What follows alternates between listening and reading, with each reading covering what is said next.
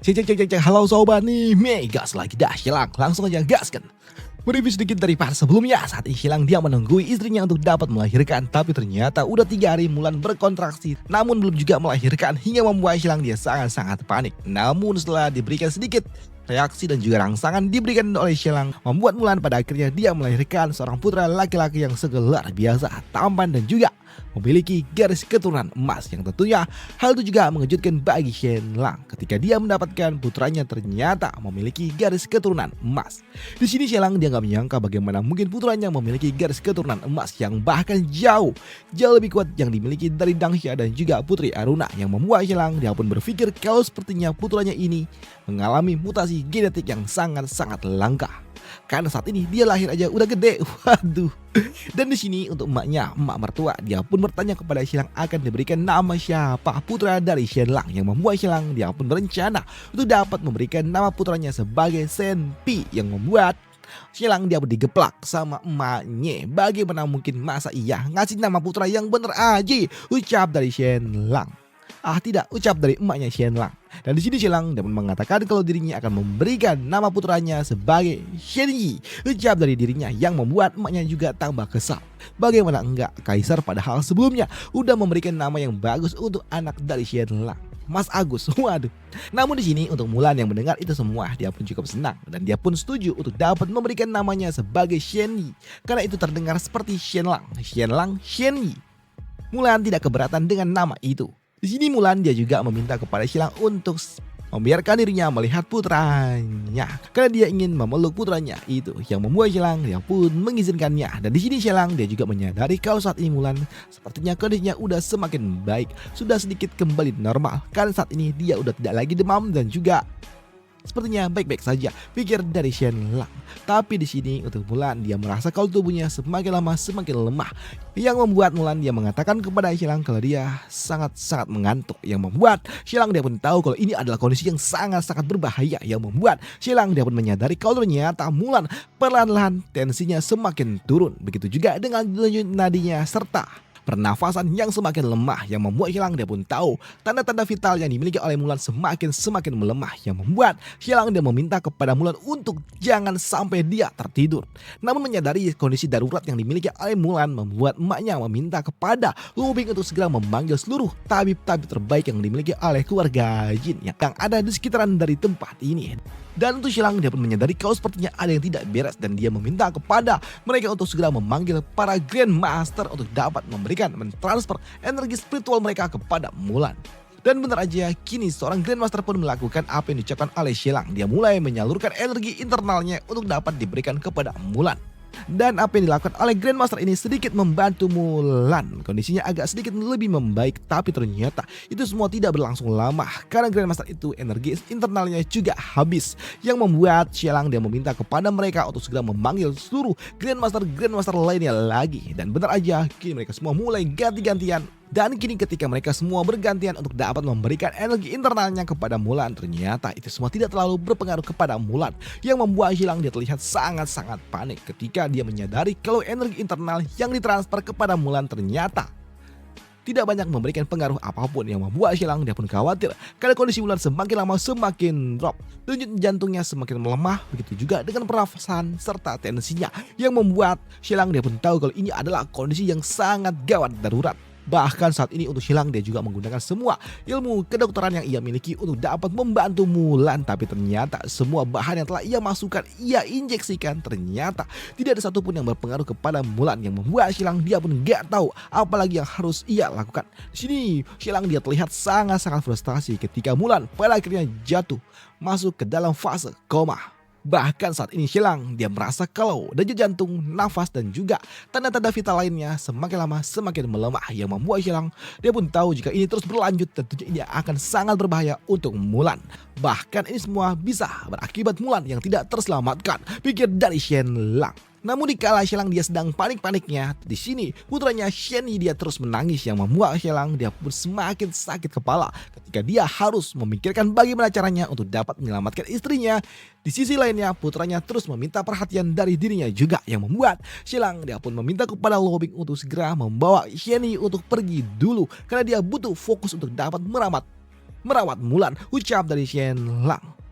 Namun melihat Xilang yang sepertinya sangat-sangat frustasi dan juga stres, membuat emaknya pun meminta kepada Xilang untuk jangan terlalu mengkhawatirkan Mulan dan jangan terlalu membebani dirinya sendiri. Jika terus berlanjut, takutnya dua-duanya bakal sakit, ucap dari emaknya Mulan. Dan untuk Xilang, dia pun paham akan situasinya, tapi dia meminta kepada emaknya untuk tinggalkan dia bersama dengan Mulan.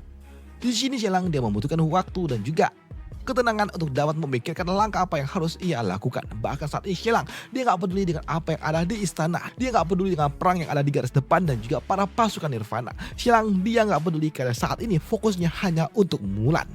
Dan setelah itu juga Xilang terus melakukan sebuah percobaan. Banyak sekali percobaan yang dilakukan oleh Xilang untuk dapat menyelamatkan istrinya. Tapi ternyata tidak ada satupun yang berhasil membuat Mulan kembali sadar. Yang membuat Xilang semakin lama dia semakin frustasi. Dan jika terus berlanjut maka konsekuensinya Mulan tidak akan dapat lagi diselamatkan, pikir dari Shen Lang.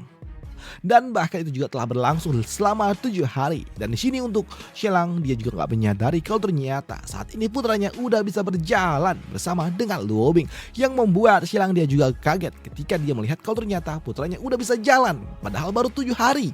Bahkan saat ini dia juga udah bisa berbicara, yang meminta kepada Xilang untuk tidur, yang tentunya itu juga membuat Xilang dia pun bingung. Tapi saat ini Xilang dia nggak bisa berpikir jernih tentang apa yang sebenarnya terjadi, dan dia pun memenuhi permintaan dari putranya untuk dapat membiarkan dirinya istirahat sejenak. Karena Xilang dia juga berpikir setidaknya mungkin aja ketika dia tertidur ini bisa membuatnya sedikit beristirahat dan memikirkan langkah yang lebih logis lagi, pikir dari Shen Lang. Dan selama Xilang dia beristirahat di sini, Luo Bing dia pun meletakkan Xian Yi di sebelah dari Mulan. Siapa tahu ada ikatan batin yang bisa membantu Mulan untuk dapat kembali pulih. Dan 20 jam kemudian Xilang dia terbangun dari tidurnya. Xilang dia tidur selama 20 jam dan ketika dia bangun, yang pertama ia pikirkan adalah Mulan. Dan dia pun berpikir apakah ini semua terjadi karena putranya. Dia berpikir kalau putranya itu memiliki garis keturunan khusus dan mengambil energi kehidupan yang dimiliki oleh Mulan. Jadi ini semua membebani dari Mulan, pikir dari Shen Lang. Dan di sini Xilang dia juga kembali berpikir untuk dapat merubah garis keturunan yang dimiliki oleh Mulan, hingga membuat Xilang dia pun kembali ke lab dan melakukan sebuah percobaan lagi dan lagi untuk dapat membantu Mulan mendapatkan garis keturunan emas. Siapa tahu dengan begitu Mulan dia dapat diselamatkan. Tapi sayangnya setiap uji coba yang dilakukan oleh Xilang semuanya gagal. Tidak satupun yang berhasil, yang membuat Xilang dia pun bingung dengan apa yang harus ia lakukan.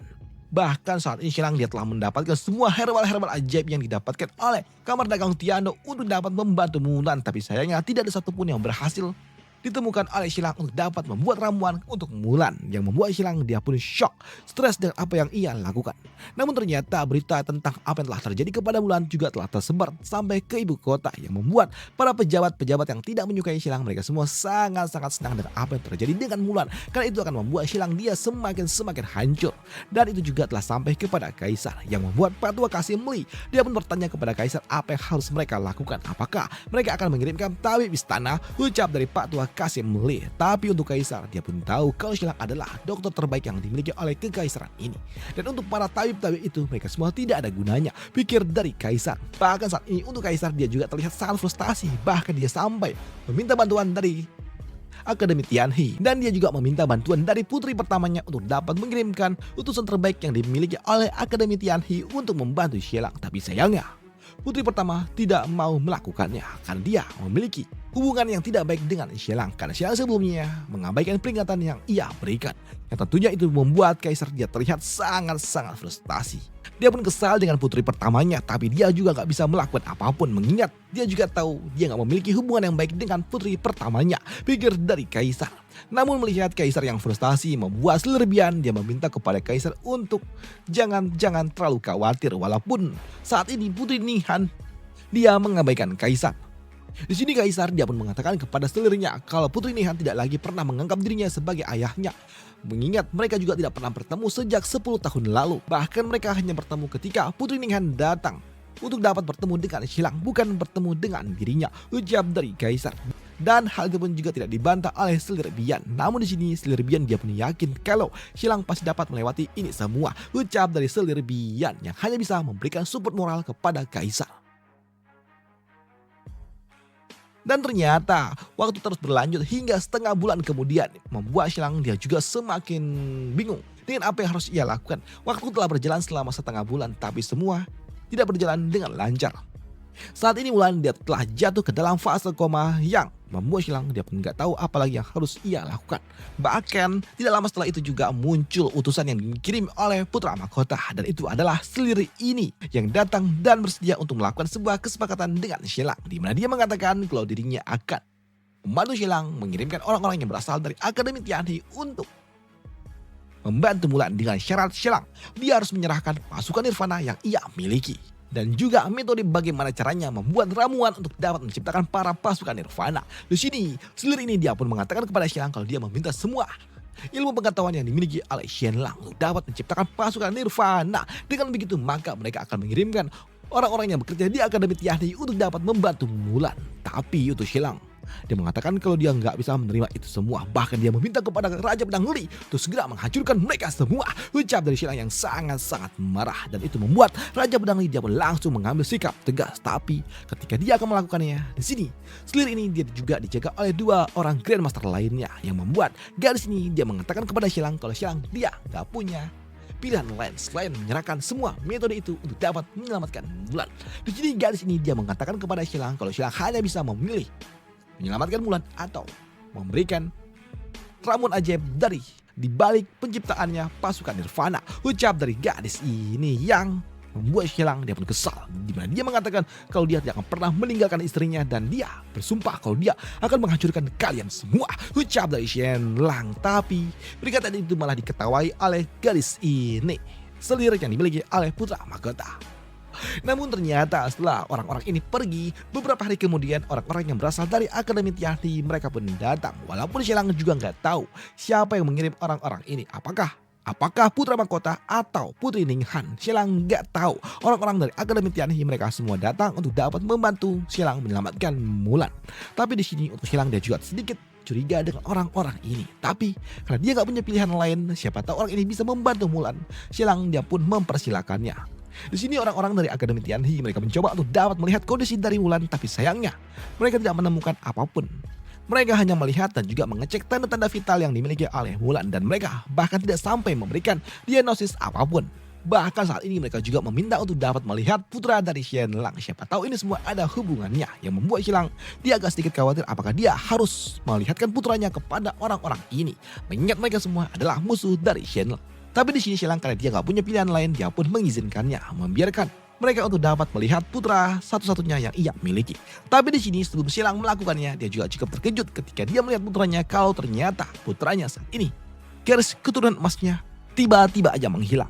Di sini Xianyi tiba-tiba aja garis keturunan emasnya menghilang seperti manusia normal pada umumnya, yang membuat Xianlang dia pun bertanya apa yang sebenarnya terjadi, kenapa putranya kok tiba-tiba aja garis keturunan emasnya menghilang seperti ini. Ucap dari Xianlang. Di sini Xianlang dia juga bertanya kepada Luo Bing apakah ada seseorang yang menyentuh Xianyi. Tidak, sambut dari Luo Bing. Di sini Luo Bing dia mengatakan kalau tidak ada satu orang pun yang menyentuh Xianyi kecuali kakek dan juga neneknya. Dan hal itu pun juga dibenarkan oleh Grandmaster yang berjaga di tempat ini. Dan itu membuat Xianlang dia pun jadi tambah bingung bagaimana bisa Xianyi tiba-tiba aja garis keturunannya hilang begitu saja, pikir dari Xianlang. Di sini Xianlang dia juga bertanya kepada Luo Bing bagaimana perkembangan dari putranya, yang membuat Luo Bing dia mengatakan kalau putranya ini baik-baik saja walaupun dia terlihat sangat-sangat aktif. Bahkan dia terlihat sangat-sangat aktif, bahkan terlalu aktif, dan energinya sangat-sangat kuat, bahkan kaki dan juga tubuhnya sudah kuat. Ini bukan lagi bayi berumur 1 bulan, ini udah seperti 5 tahun, pikir dari Xianlang. Namun di sini untuk Luo Bing dia meminta kepada Xianlang untuk dapat menggendong Xianyi, karena saat ini Xianyi sepertinya dia ingin sekali digendong oleh Xianlang. Tapi untuk Xianlang dia pun menolak itu semua, dan dia meminta kepada Luo Bing untuk memegang Xianyi karena dia harus melakukan sedikit tindakan. Dan benar aja kini Xianlang dia pun membawa Xianyi untuk dapat bersama dengan Luo Bing melihatkan kepada orang-orang yang berasal dari Akademi Tianhe. Dan di sini ketika mereka ingin menyentuh Xianyi, Luo Bing dia pun meminta kepada mereka untuk tidak melakukannya. Mereka semua tidak diizinkan oleh Luo Bing untuk dapat menyentuh putra dari Xianlang, yang membuat mereka hanya bisa melihat dari kejauhan. Di sini mereka hanya bisa mengamati putra dari Xianlang, dan mereka pun berpikir kalau sepertinya nggak ada yang aneh, yang membuat Xianlang dia juga berpikir apa yang coba dicari oleh mereka berdua, pikir dari Xianlang. Namun di sini untuk orang-orang yang berasal dari Akademi Tianhe tiba-tiba aja mereka meminta sampel plasma yang dimiliki oleh putra dari Xianlang, yang tentunya membuat Luo Bing nggak mungkin membiarkannya. Tapi untuk Xianlang dia pun berpikir kalau sepertinya ini mungkin aja bisa membantu dari Mulan. Jadi dia mengizinkannya, tapi dialah yang akan melakukannya. Dan bentar aja, kini Xialang dia pun mengambil sedikit plasma yang dimiliki oleh Xianyi. Dan untuknya, Xianyi dia tidak merespon apapun dan dia terlihat kalau sepertinya dia paham apa yang coba dilakukan oleh Xianlang. Yang itu juga membuat Xialang dia pun bingung. Berpikir kalau sepertinya putranya ini paham apa yang sedang dia pikirkan. Pikir dari Xianlang. Dan setelahnya Xialang dia pun memberikan sampelnya kepada orang-orang dari Akademi Tianhe. Tapi di sini Xialang dia tidak mengizinkan untuk sampel itu dibawa pergi. Jadi jika mereka ingin melakukan sebuah penelitian maka mereka harus melakukannya di tempat ini. Ucap dari Xialang yang membuat kini orang-orang ini pun mereka mencoba untuk dapat melakukannya. Ketika dua orang ini mereka mencoba untuk dapat melakukan penelitian, mereka ternyata tidak bisa. Bahkan saat ini mereka tidak bisa menemukan apapun yang membuat mereka pun juga bingung dengan apa yang sebenarnya terjadi. Jadi mereka tidak bisa membantu Xialang untuk saat ini. Dan mereka pun memutuskan untuk pergi. Karena mereka tidak menemukan apapun di tempat ini. Yang membuat Lobing dia pun kesal. Karena mereka cuma datang untuk dapat mengganggu pikir dari Lobing. Dan untuk Xialang setelah mereka pergi di sini. Dia meminta kepada Lobing untuk segera membawa Xianyi kembali ke kamarnya. Karena dia harus kembali mencoba untuk dapat mencari cara menyelamatkan Mulan. Tapi untuk Lobing dia pun meminta kepada Xialang untuk memeluk putranya dulu. Ucap dari Lobing. Karena saat ini Xialang dia cuma baru sekali menggendong putranya itu. Dan apakah Xialang akan melakukannya? Atau Xialang dia sangat-sangat frustasi hingga dia menyalahkan ini semua kepada putranya? Akan kita bahas di part selanjutnya. Dan sebenarnya ini wajar aja ya respon dari seorang suami ya. Kalau misalnya istrinya ini habis melahirkan kenapa-kenapa. Jadi mereka berpikir kalau ini semua nih gara-gara putranya ini, gara-gara anaknya. Padahal sebenarnya nggak ada hubungannya. Padahal tidak ada hubungan secara langsung. Tapi ya ada juga sih sebenarnya hubungannya. Gimana ya, gue ngerti juga sih sebenarnya gimana. Jadi kayak melampiaskan amarah gitu. Dia berpikir kalau misalnya putranya ini gak lahir gitu. Misalnya dia gak melahirkan anak, istrinya gak kenapa-kenapa. Mungkin itu pikiran dari Xialang. Ya namanya juga istilahnya apa ya. Ya baby blues gitu. Tapi kalau baby blues kan itu biasanya yang perempuan ya, bukan yang laki-laki ya. Tapi entahlah ya, gue gak ngerti juga. Karena gue tidak mau ada di posisi itu. Dan itu aja untuk part kali ini. Sampai jumpa di part lanjutannya. Bye, thank you. Dan untuk bapak-bapak yang udah menikah harusnya tahulah maksudnya kenapa Xialang bersikap seperti ini pada putranya sendiri. Dan sampai jumpa di part lanjutannya. Bye, thank you.